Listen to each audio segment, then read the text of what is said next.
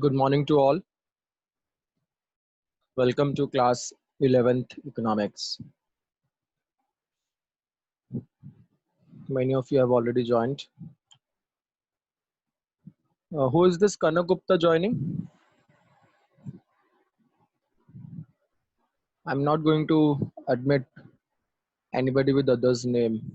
So if you people know that who is this Kanak Gupta, if she is joining with her mother's name or sister's name, kindly message her to join with her name only. Otherwise, I'm not going to join. Okay. So before we start the class, it is required that we should definitely take the name of God. So I think we shall start with the Gayatri Mantra. And you all have to be in Gyan Mudra. Your posture should be straight.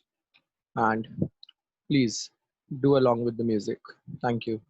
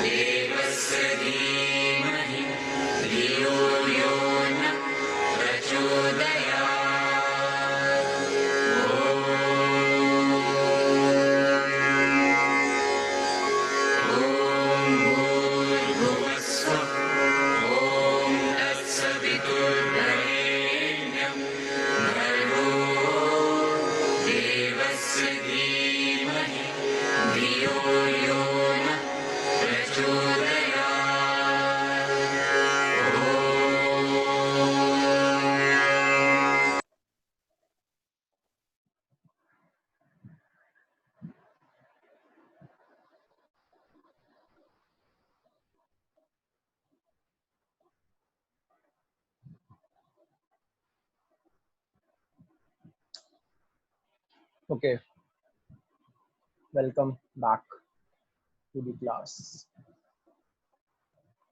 First of all, you all know that yesterday CBSE has announced that 30% of the syllabus is going to be reduced, right? CBSE announced that 30% of the syllabus they have reduced actually. So let me show you first that what syllabus in class 11th has been reduced. I'm opening the file. So I think you all can see this now on your screen. This is the syllabus which have been reduced by the CBSE in economics for upcoming year. If we talk about microeconomics, so let me tell you very clearly that the chapter which we were doing, introduction, one topic of that chapter have been deleted. And fortunately, that topic we started yesterday only. Production possibility curve. Hai production possibility curve. So that topic is actually deleted from the chapter introduction. And this is really a good thing that we started it yesterday only. So we had just the introduction of this topic. So it's better for you, for us. Now I'll say that the introduction is over. The chapter is already over. Otherwise, if I talk about the other topics of introductory microeconomics book, then these are in the other units which we have not covered yet. So I'll be telling you time to time when we'll be starting that unit, that what syllabus have been deleted from that unit. All right, so abhi aapko usme kuch darne ki zarurat nahi hai. If I tell you about the statistics, Then in statistics also, fortunately, the chapters which we have covered have not been deleted, or any topic of the chapter have not been deleted.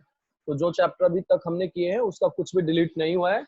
They have deleted the practical portion of statistics which is covered in unit 3, statistical tools and interpretation, which is basically the which will be starting almost 1 or 2 months after, because that is almost the last topic of the book statistics, right? So they haven't deleted any topic from the previous syllabus. So in economics, hardly there is any topic which have been deleted. And secondly, the topics which have been deleted belongs to the forthcoming chapters, which we'll be doing in the next upcoming time in the months. So there is no tension and all कि अभी हमने कर लिया था ये वो, ऐसा कुछ भी नहीं है, ठीक है? So moving further, चलते हैं अब next तरफ. So according to me now, the syllabus is over of the chapter introduction. According to me now, the introduction chapter is over. And yes, because when the chapter is over, it is the assignment time. And of course, it is the assignment time when the chapter is over. So let's start doing assignment. Let's start doing assignment of this chapter introduction. So the assignment is there. Harshita is asking, sir, CBSE deleted 30% syllabus from each subject or overall? Harshita, according to CBSE, they have deleted 30% syllabus in each subject. In each subject, they have deleted almost 30% syllabus. But it is observed that in economics, they have hardly deleted anything. So it's not that they have deleted a lot, but they are giving the name that they have deleted 30%. So of course, ठीक है, we have to go with the CBSE. Because अगर सब कुछ delete हो जाता तो हम पढ़ते क्या? There should be something to teach, right? जिससे मुझे भी मजा आए और आप लोगों को भी मजा आए पढ़ने के अंदर. So I'm happy that they haven't deleted much in economics, because there should be something in economics which must be, taught to you people, because economics is somewhere which you find in entire world these days. अभी तो इतना important हो चुका है economics. Okay, so let's start with the assignment. Introduction to microeconomics. Because this assignment I made 2 days back, so I involved earlier questions of PPC also in the assignment, but I have deleted last night. फिर कल रात मैंने बैठ के दोबारा इसको पूरा revise किया and I have deleted the PPC questions. In the assignment, I have involved all questions, 1 marker questions, 3 marker questions, MCQs are also there, true false are also there, and 3 to 4 marker questions are also there. Why not 6 marker question in this chapter? Because this chapter weightage is only 4 marks. When the chapter's weightage is only 4 marks, so definitely the maximum number of maximum question, which would be coming with only the 4 marks. Okay. Now, the very first question that you can see, what is microeconomics? What is microeconomics? I think we all are familiar to the word microeconomics now, and we all can give the meaning of microeconomics. So let me just ask from you, Darshika, tell me what is microeconomics? Sir, microeconomics is that part of economics where we study about behavior of individual. Very good. So it is simply the study of individual behavior, right? When we say microeconomics, it is simply the study of individual behavior. Yes, Paridhi has given me the answer, and Anshika has given me the answer. Very good. That microeconomics is simply studying the individual behavior. If I talk about second question, what is macroeconomics? Again, we are familiar with the word macroeconomics. Yes, Khushi, tell me what is macroeconomics? So macroeconomics is that part of the economic theory which studies the behavior of aggregate of the economy. Very good. Which studies the aggregate behavior, which means where we are talking about as a whole, country as a whole. We are not talking about only one unit, or we are not talking about only individual unit. We are considering everything as a whole into that. The question number 3 says, distinguish between microeconomics and macroeconomics. Distinguish between microeconomics and macroeconomics. So again, it is clear to everybody, micro and macro ka difference. We have studied almost 3 differences. Who is going to tell me the 3 differences of microeconomics and macroeconomics? Please raise your hands. 3 differences of microeconomics and macroeconomics. Okay, Ankita. Yes, Ankita. First तो meaning है microeconomics. Microeconomics is that part of economics in which we study the behavior in the economy. Okay. And in microeconomics is that part of economics where we study the aggregate of economy as a whole. Second, the other name of microeconomics is it is known as theory, whereas macroeconomics is known as income theory. And the basic of microeconomics is to determine price of a commodity or factor of product, whereas aim of microeconomics is to determine income and employment level of the economy. Very good. The 3 differences are very much clear, I think, to everybody. We have already covered in the previous classes. Like one of the difference would be the meaning only, that microeconomics is basically studying the individual behavior. Then macroeconomics is the one in which you study the aggregate behavior. Second difference can be the other name of microeconomics, which is the price mechanism. And the other name of price theory, we can even say. And the other name of the macroeconomics is income theory, right? In macroeconomics, in microeconomics, we can say we study about the individual consumer, individual producer, individual market, individual product, individual equilibrium price. But when we talk about the macroeconomics, we study about the aggregate demand, aggregate supply, right? So we talk about these things. Okay, fine. Fourth question, what is positive economics? Give an example of positive economics in microeconomics. Very, very nice question, which we covered yesterday only. Positive, what is positive economics? Give an example of positive economics in microeconomics. So I would like to ask from from boys. Please, boys, raise your hands. What is positive economics and an example of positive economics? Ajay, give me the answer, please.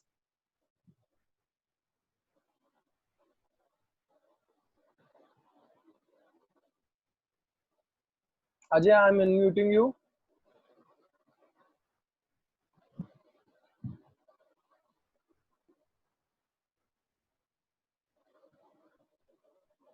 Dhruv Gupta.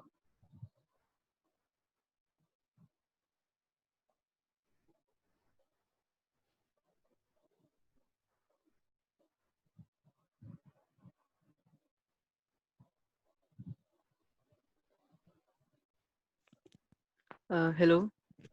Anji, bolo. Sir, positive economics refers to the economics which tells us about the facts and figures. Okay. Any example? Piyush, I have unmuted you also. Piyush Watwani. Yes, sir. First of all, Dhruv, you tell me the example, then Piyush will be speaking about. Sir, the example will be the literacy rate of India is 49%. Okay, fine.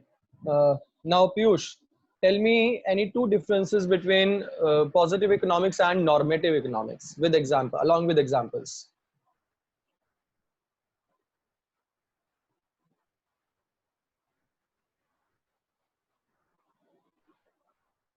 Piyush, I'm unmuting you once again. I think you were muted.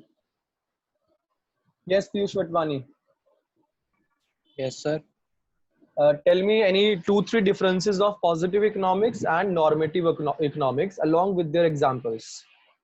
Sir, in positive economics, it studies economic behavior using facts and figures, whereas in normative economics, economic behavior is studied by using judgments and opinions. Okay. In Achha, economics, which one is suggestive in nature? the normative economics. Okay, and which one is judgmental? Judgmental, it is normative. Very good. And now tell me the example of each one of them. In positive economics, the currently the Indian GDP stands at $2.5 trillion, and normative economics, by 2030, the Indian GDP is expected to be at around $46 trillion. Very good, Piyush. So ultimately, when we define the positive and the normative economics, we have to keep in mind that the positive economics, basically the statements which are, which belongs to the proper fact and figures, which are based on the fact and figures. But when we talk about the normative economics, these statements are basically the suggestive one, which tells us what should be there, right? Okay, so coming out to the sixth question, state two characteristic of resources which give rise to economic problem. Please raise your hands if you know the answer. State two characteristics of resources which gives rise to economic problem. Yes, Ankita. Sir, the two characteristics of resources which give rise to demand. First one is limited resources. Resources are very limited in nature as compared to its demand. Second one is people has unlimited wants, so cannot be fulfilled with the present resources in nature. Okay, fine, good.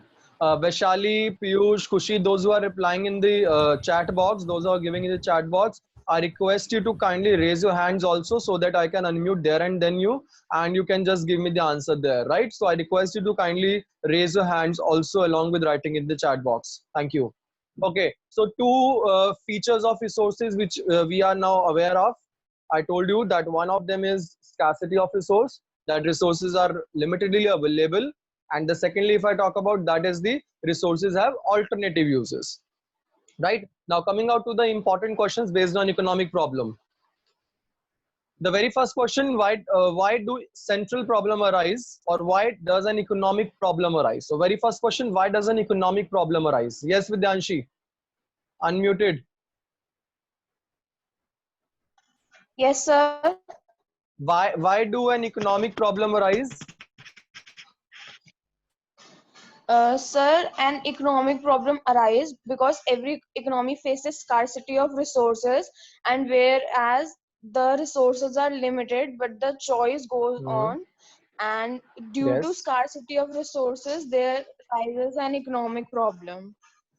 And there are almost three main reasons that why economic problem or problem of choice arises. The very first main reason you have already told us, scarcity of resource. The second reason, what do you talk about? What do you think about the second reason? Yes, I'm getting answers in the chat box. Harshita has given me the answer. Harshita, kindly raise your hand.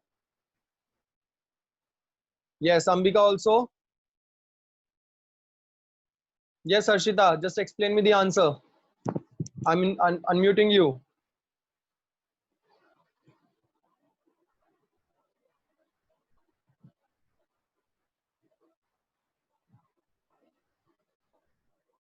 Harshita, unmute from your side. I have unmuted you from here.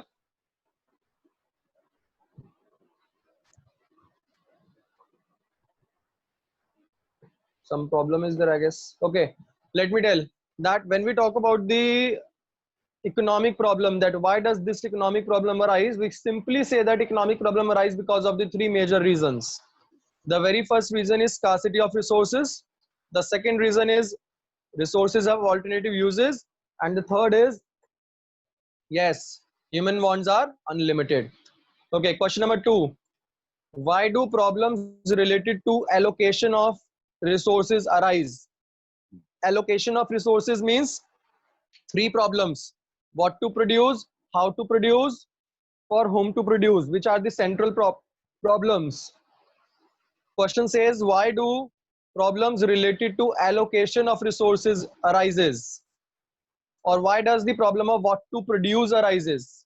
Yes, Ankita. Sir, because of the scarcity of resources, every society has to decide how to use the scarce resources so that it fulfills our most urgent wants. That's why these Yes, three problems arises: what to produce, how to produce, and for whom to produce. very good. Coming out to the next question, why does the problem of for whom to produce arise? even without reason, just tell me what is this problem, for whom to produce, what we need to decide in this.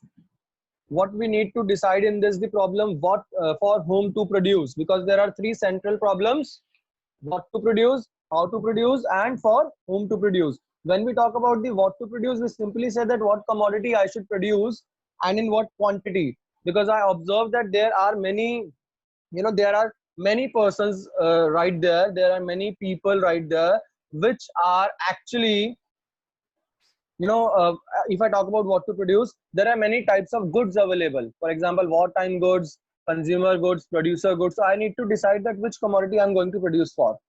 Then how to produce, for which technique I should produce that, because there are two types of techniques available. One of them is labor intensive and capital intensive. Third, for whom to produce, whether I should produce the commodity for rich or for poor. Because if I go for producing for rich, definitely my profit objective will be fulfilled, but social welfare will not be enhanced. If I talk about the other objective, making goods for the poor section, then in that case, definitely my social welfare will be fulfilled, but I need to compromise with the profit earning. So I need to decide. There is a choice problem that what I should do. All right, so I have covered almost 1, 2, 3, tino questions. Fourth, scarcity and choice go together. Explain. Very good question. Scarcity and choice go together. Explain. Question is saying scarcity and choice go together. Do you think so? That yes, scarcity and choice will go together? Are you in favor or you oppose it? Ambika, unmuting you, Ambika.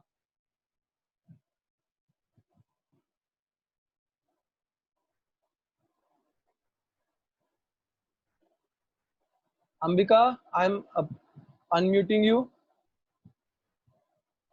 and kindly give the answer, whatever you know about this. Scarcity and choice go together. Sir, um, sir, in the world there are resources which are scarce in nature. We all want food, better clothing, even the poor and rich also.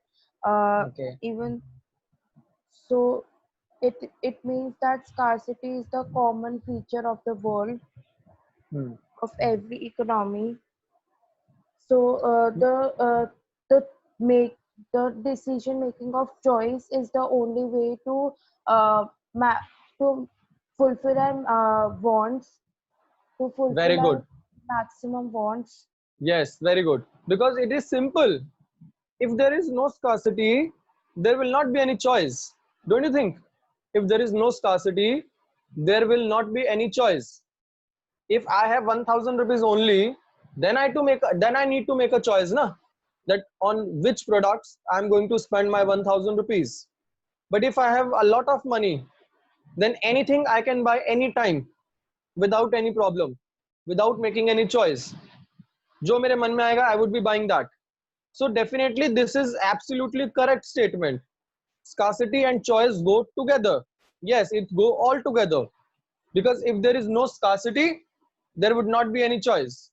If there is scarcity, there is choice involved in the economy, right? Okay, fifth question. State any three central problems under allocation of resources. What are the three central problems? Please raise your hands and explain three of them. All three of them. And I don't want that only the same child would be explaining again and again. Vaishali, raise your hand, please.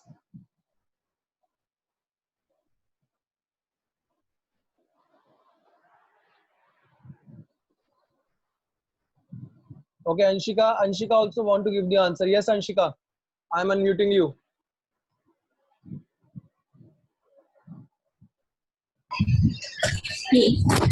Yes, sir. What are the Hello. three central problems of an economy? The three central problems of an economy are: first is the capitalist economy, in which Bete, we all are the talking about, Anshika, we are talking about three central problems: what to produce, how to produce, and for whom to produce. oh, Explain that, please. And Okay, sir. very disturbing noise is coming from your end.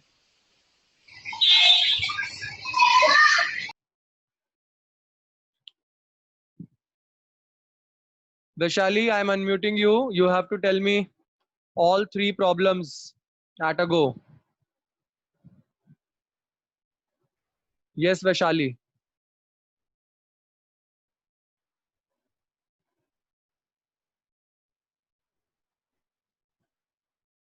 Unmuted you, Vaishali. Kindly speak all three central problems.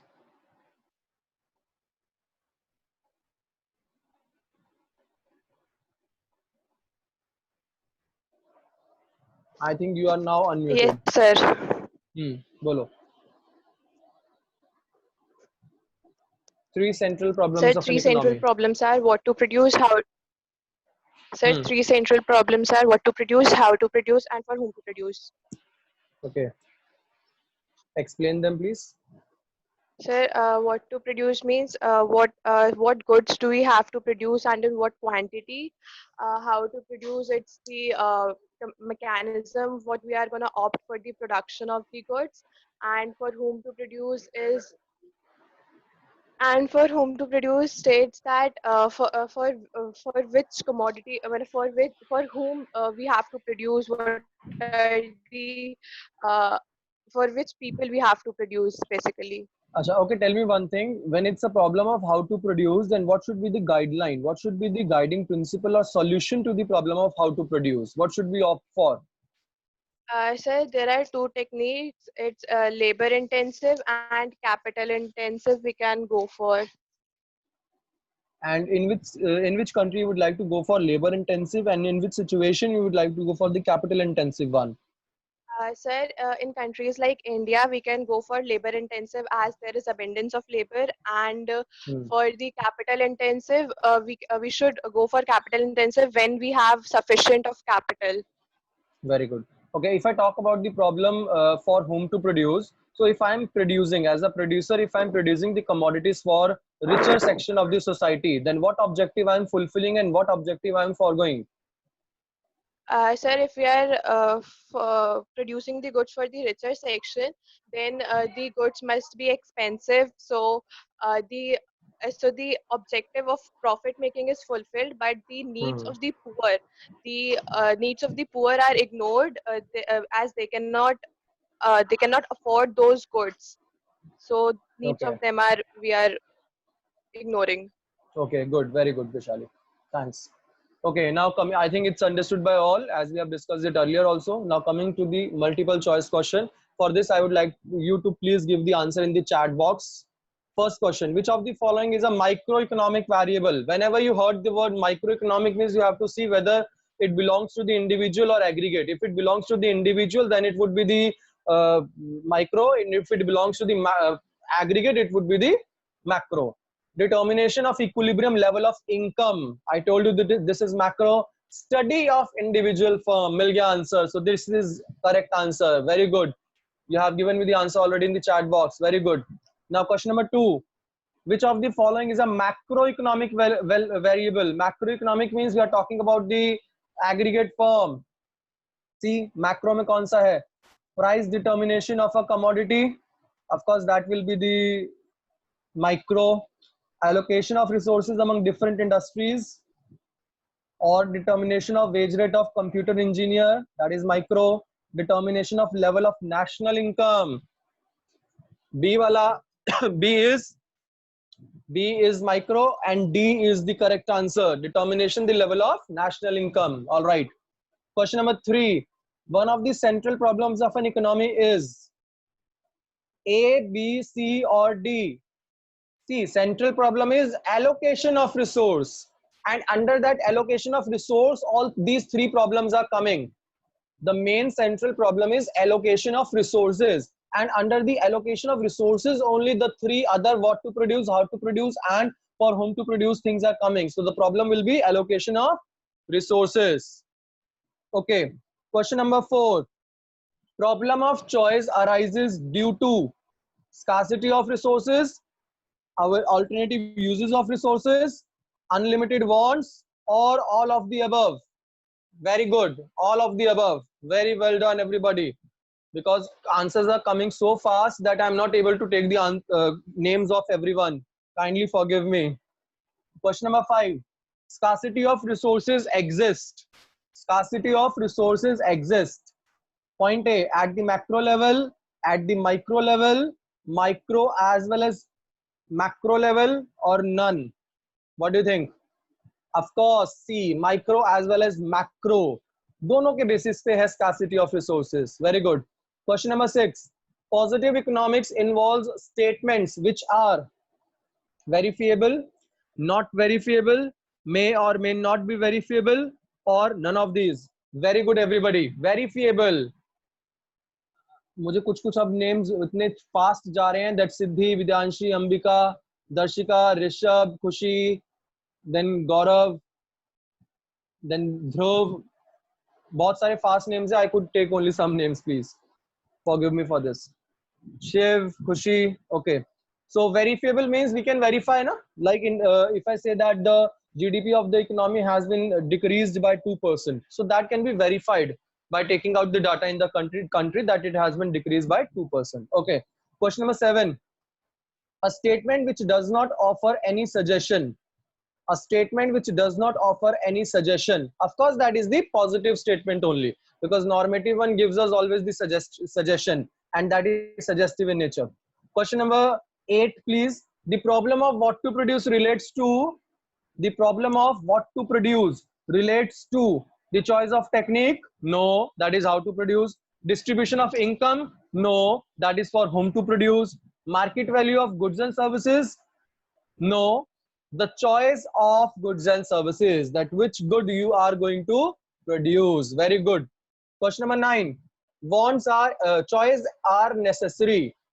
Choices are necessary because wants are infinite, resources are scarce. Scarcity of resource give birth to choice. Choices are necessary because I think it should be all of these. Yes, it will be all of these because all the reasons are there which gives rise to making choice. Fine.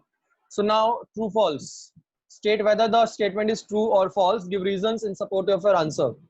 But before going for the true false, I must tell you that in exam, according to CBSE, if any true false is coming and you are just writing whether it is true or false and without even mentioning the reason in that, then you would not be allotted any mark. आपको कोई भी उसके अंदर marks नहीं मिलेंगे if you do not write the reason. So it is very much clear, I think now, that everybody has to write a proper valid reason along with the true or false to get the complete 1 mark. Otherwise, if you write only true and false and you expect the half mark, you will not be getting as per the guidelines of CBSE. So there should be a proper valid reason also along with true and false. First point, per capita income is a part of macroeconomic study. True or false? Per capita income. Acha, can anybody tell me the formula of calculating per capita income? Can anybody tell me the formula of per capita income? You must have done it in class 9, 10th also. Per capita income. How do we calculate per capita income?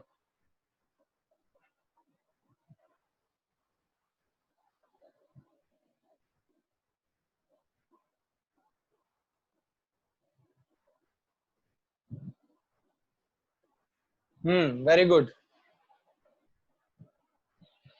Total income of population divided by total population. So we can simply say that national income divided by total population. All right.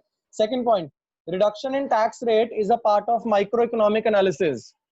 Reduction in tax rates is a part of microeconomic analysis. True or false? Kindly write in the chat box. Reduction in tax rates is a part of microeconomic analysis. Of course, that is the macroeconomic. Next, an increase in bank rate raises the cost of living is a positive statement. An increase in bank rate raises the cost of living. Is it a positive statement? An increase in bank rate raises the cost of living. Yes. Next is growing unemployment in the economy need to be checked is a positive economic analysis. Need to be checked. Check honi chahiye. No, it is not a positive economics. That is the normative one. Very good. Fifth one, zero tax companies should be taxed is a normative economic analysis. Zero tax companies should be taxed. Should be word aa gaya. Tax honi chahiye. Of course, it is normative analysis. Okay. Question number 6. Problem of how to produce is related to the distribution of output of the economy. Is it related to distribution of output, how to produce, or is it related to checking out that which method we are going to follow? Yes, so it is false because it consists of checking out which method we are going to follow. Very good, students. I'm getting answers in chat box and almost correct answers. Everybody is giving correct answer. Fine. Next one. Scarcity exists even when some goods are available free of cost. Scarcity exists even when some goods are available free of cost. Of course, true. You know, take the example of water. अभी तो abundance में है, but water अभी as a free of cost ही है almost. So ultimately near of कुछ time के बाद it would be बिल्कुल over. Lack of scarcity means lack of economic growth. Lack of scarcity means lack of economic growth. Yes, true, because if scarcity is there, we are making the judicious use of resources, which help us in growing our economy in a proper way. Next is microeconomics does not deal with aggregates. Ninth point, microeconomic does not deal with aggregates. True statement, because it deals with individual only. Question number 10, positive statements are statement of truth. Of course, true, because it tells us the truth only. Question number 11, central problems of economy are found only in those economies which are not governed or regulated by government. Central problems उसमें मिलती हैं जो which are not governed or regulated. False. Central problem you get everywhere. It is everywhere, whether it is a developing economy, underdeveloped or developed. And the last one, true false. The problem of scarcity relates only to developing nation. Is it so?